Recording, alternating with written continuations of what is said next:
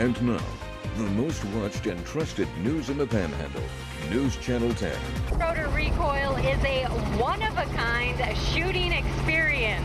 It provides an opportunity for sportsmen to learn the dynamics of shooting from a helicopter. According to officials, the fire started in the back of the home, right in this area. This snow right here, as you can see, it will be turning to slush, and then it will turn to ice, which is extremely dangerous for drivers. Exactly, and as you can see, I even purchased one of these amazing new shirts. I'm excited for opening day. The program started out for a few students that were at risk and lived in single-family homes.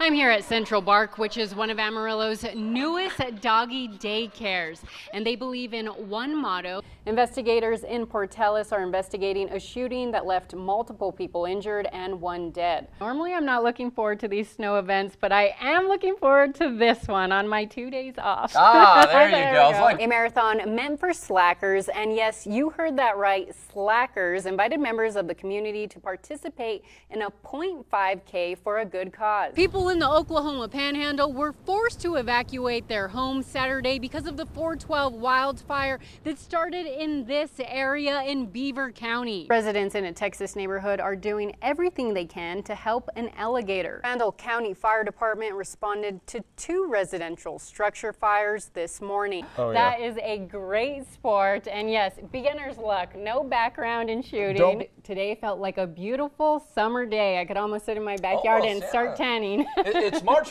From a new organic nail bar to the newest Mexican restaurant that will be right across this street from Synergy to the long anticipated social bar and biscuit company, we now have 3 new businesses that we can look forward to. The Northwest Children's Hospital is hosting a free teddy bear clinic to educate children about the various areas of care in the hospital. Pollinator Week is a time to celebrate pollinators and a time to spread the word on how you can protect them.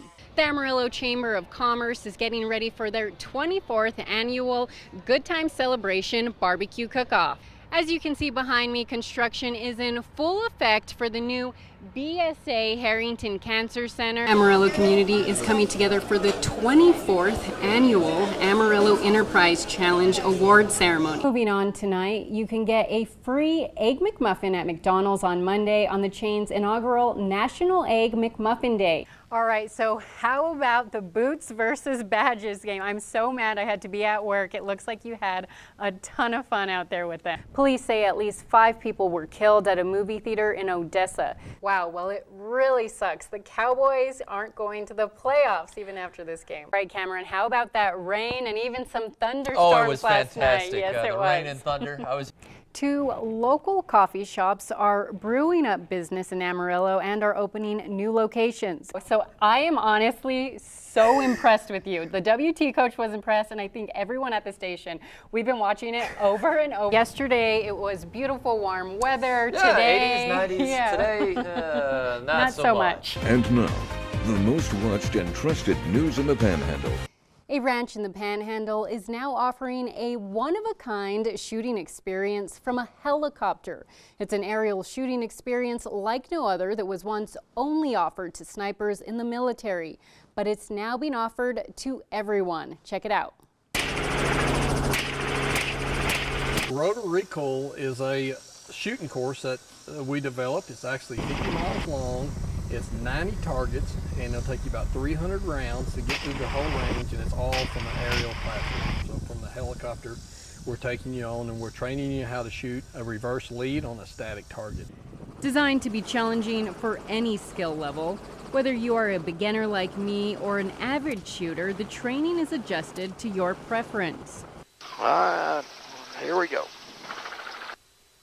Unique thing about this is it doesn't take a whole lot of training to get you spun up to where you can get in the helicopter. And so a civilian can come in about 30-minute little class before we talk about safety and how to operate the gun.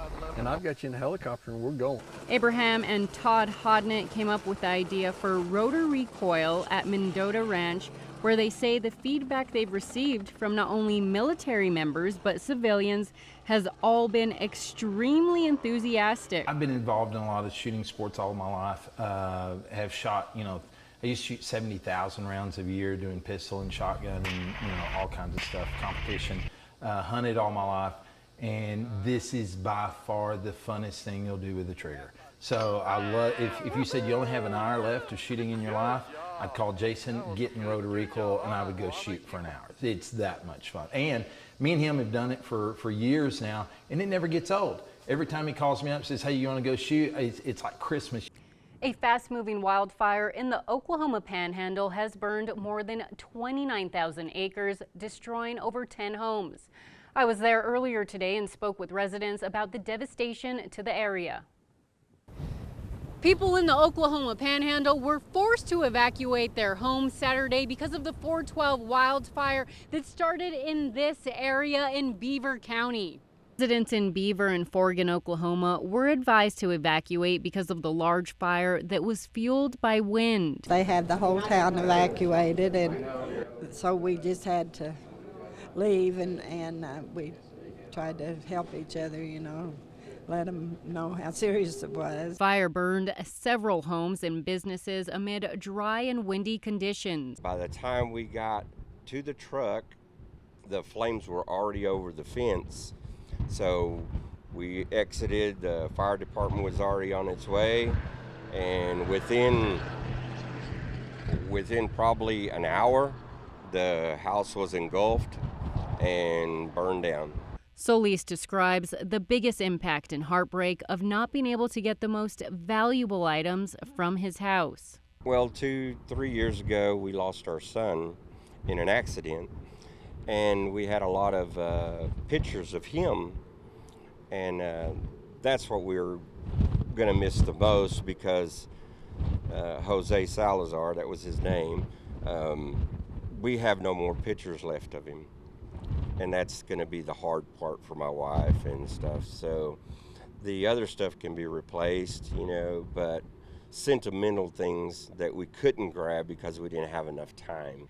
Solis and his family say they barely grabbed enough clothes for one day and are now trying to figure out what they will do next. Residents are starting to go back to their homes and sift through the rubble in hopes of finding anything that they can salvage.